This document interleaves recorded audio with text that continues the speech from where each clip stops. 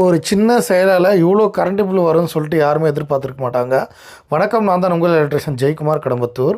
இந்த வீடியோவில் நம்ம என்ன பார்க்க போகிறோம்னா, நம்ம வீடியோ பார்த்துட்டு ஒரு கஸ்டமர் கரண்ட் பில் அதிகமாக வருதுன்னு சொல்லிட்டு நம்மளுக்கு கால் பண்ணியிருந்தார். நம்ம போய் செக் பண்ணோம். செக் பண்ணி பார்த்ததில் அந்த சார் கிளிங்க வளர்க்குறாரு. அந்த கிளிங்களுக்கு நம்ம 100 வாட்ஸ் பல்ப் அப்போ யூஸ் பண்ணுவோம்ல, அந்த குண்டு பல்பு, அதை யூஸ் பண்ணுறாரு. கிட்டத்தட்ட ஒரு 10 பல்புக்கு மேலே யூஸ் பண்ணுறாரு.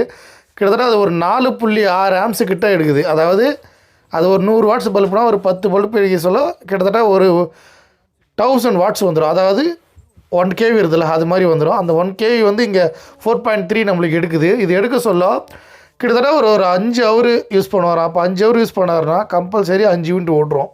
இதனால் என்ன ஆகுதுன்னா, கஸ்டமருக்கு ஸ்லாப் ரேட் அதிகமாகிடுது.